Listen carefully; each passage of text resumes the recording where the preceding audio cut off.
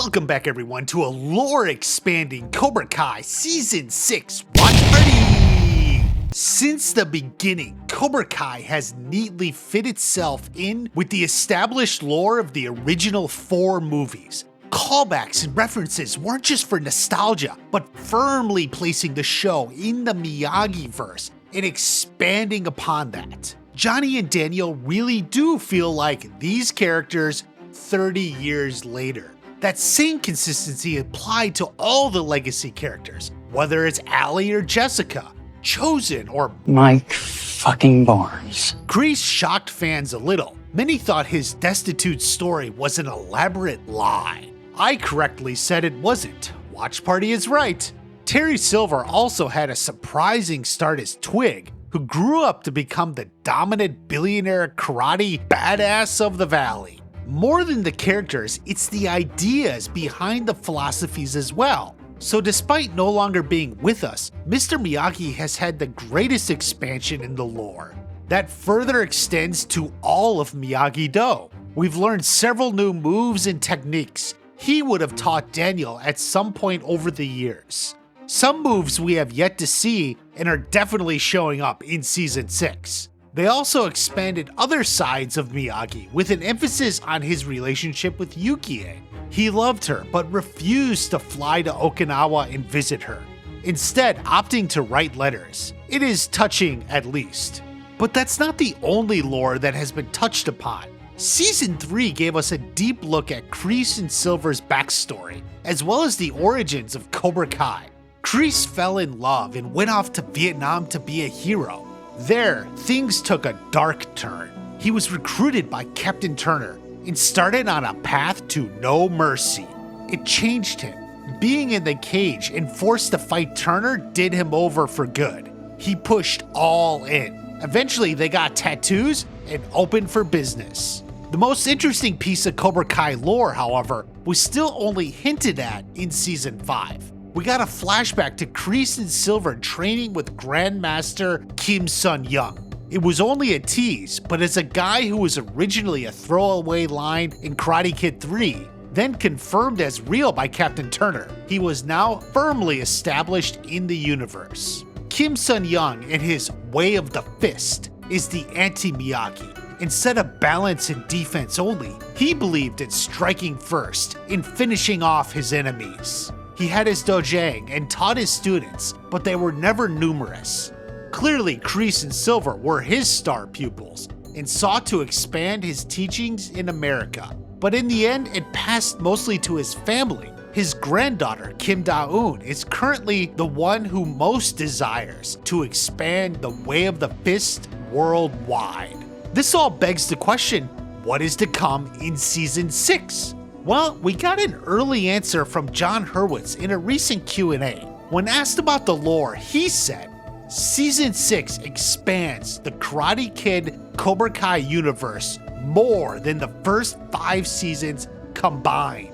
The world building has been truly exhilarating. Excited for everyone to see the diversity of scenes we've been filming episode to episode. We're going to so many new places in the Miyagi-verse. Now, Jon is a guy who doesn't give away a lot, and technically, he didn't give anything away here, except that is a very rich and loaded statement that we can infer a lot from. We need to take it line by line. First off, he says Season 6 expands the Miyagi-verse more than the first 5 seasons combined. Considering every season expanded the universe in some meaningful way, that is really a hell of a statement. He doesn't qualify it or anything. He asserts it outright. That implies a lot of things. The biggest, of course, is the history and lore of the 2 competing styles, Miyagi-Do and the Way of the Fist. If Season 6 is expanding this more than the first 5 seasons combined, there's gotta be a lot to these both. The first will be history. While we got backstories of Kreese and Silver, we haven't gotten much new history in regards to the arts themselves. Daniel has repeated the story Mr. Miyagi told him about the drunk fisherman who woke up in China.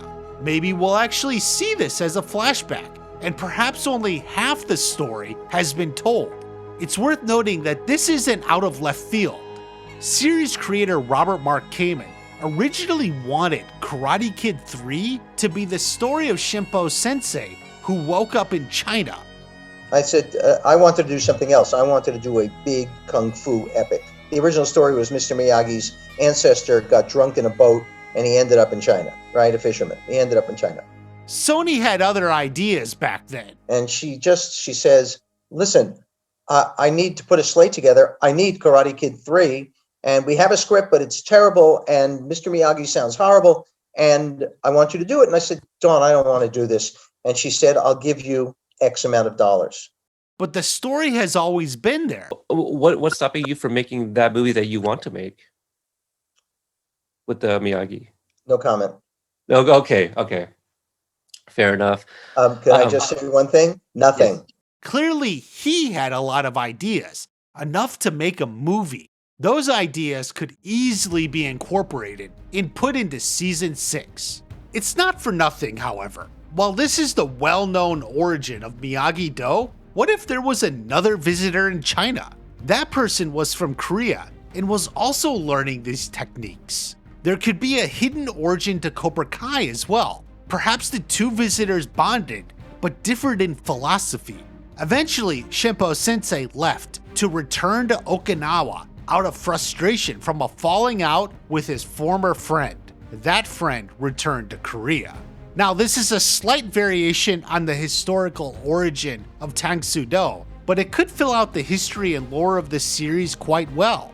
It would tie the origin of the philosophies together in a new and interesting way. But whether they go that far back, we do have confirmation that they will be expanding the Cobra Kai philosophy at least to its modern roots. So while Season 5 gave us the first glimpse of Grandmaster Kim Sun-young, the question has hung if that was it. Last November, Deadline reported that C.S. Lee had been cast to play the founder of the Way of the Fist.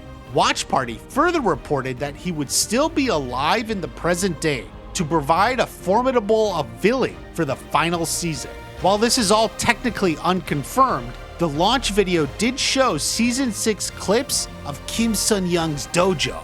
We will likely get both flashbacks to its origin as well as modern training montages with the current students.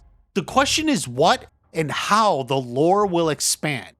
Will we see a young Kim Sun-young teach a young Captain Turner during the Korean War? That moment marks the beginning of the line that leads to Kreese and Johnny, and then even Miguel. It's important, and I think it will be in there at some point. The next biggest question is if Kim Sun-young's dojo was ever visited by Mr. Miyagi or at least Sato. Off the top, I will say Sato is the most likely to have visited the Korean school. We learned from Chosen that Sato knew Kim Sun-young and hated him. Now, it's also worth noting that Season 5 gave us our first flashback with Sato. One of my favorite standout performances by Akira Katamura. Truly amazing. The pieces are in place to show Sato visiting Kim Sun-young's dojang, perhaps as part of a karate exploration trip. Now, at this time, Sato was focused on the aggressive side of Miyagi-Do, the side Mr. Miyagi wanted to leave behind. You would think that would make him more receptive to Grandmaster Kim's teachings, but apparently not. I'm assuming any potential meeting here would have taken place before the events of Karate Kid 2, though that's not certain. Except the fact they have a young Sato actor makes it more likely that is when such a scene would be set. The other possibility is Mr. Miyagi met Kim Sun-young. While there is nothing in established canon to suggest that, the possibility is there, though loose. He didn't react to Terry Silver mentioning him back in Karate Kid 3, but he certainly understood the danger of Cobra Kai. They could backwards suggest that was because he understood the teachings all along. But ultimately, there is a massive opening in Mr. Miyagi's story in which he could have visited Korea and met Kim Sun-young. The question here is, in order to film this, they would have to cast a new, younger Mr. Miyagi. Would they do that? Perhaps. It's not impossible. This could all set up a potential spin-off series about Mr. Miyagi. It's not uncommon for a show's last season to set up the spin-off, and this is a way to expand the lore and set up the Miyagi series. But if we have Mr. Miyagi and Kim Sun-young together, then there is only one thing the fans would want to see: a fight. Such a battle would be the most epic showdown in the entire Miyagi-verse.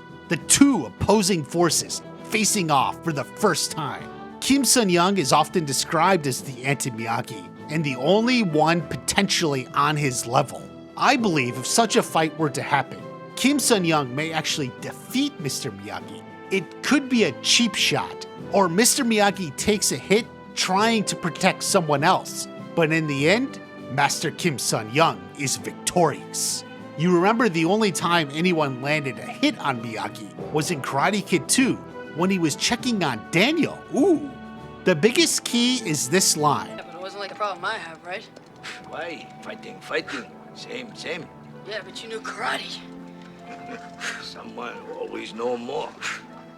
While a good line and decent life advice, it could easily be placed in his life that one time he encountered someone who knew more. Someone who was even able to beat him. The show has humanized Mr. Miyagi in some important ways, and perhaps one of the biggest ways to do that is to show that even he once lost a fight. No one wins every time. And for practical purposes, there is no better way to establish Kim Sun-young as the ultimate bad guy of the universe than to have him beat Mr. Miyagi. Yeah, he may be very old in present day, but if he can beat the unbeatable, then who could ever stand against him? The stakes are higher than ever. Ultimately, Jon referred to the diversity of scenes they're filming episode to episode. That definitely means they aren't stuck in one place or even one time. The story has gone global and across the decades. Origins to Miyagi and Kim Sun-young could set up the ultimate showdown that is coming. In a way, a face-off against them could carry down to their successors. Daniel and Johnny have been healing the rift that perhaps began hundreds of years ago in China. They are proof that the two sides can get along and can use karate to improve their life and the lives of others. They are strong, tough, badass, and have balance in life. They can channel their inner vision like pruning a bonsai tree, and they can make a mark and own a room by flipping the script. I'm going to talk a little bit more about Kim Sun-young and how he will ultimately play out in this story, so be sure you're subscribed. Have a great day. I'll see you at the next watch party.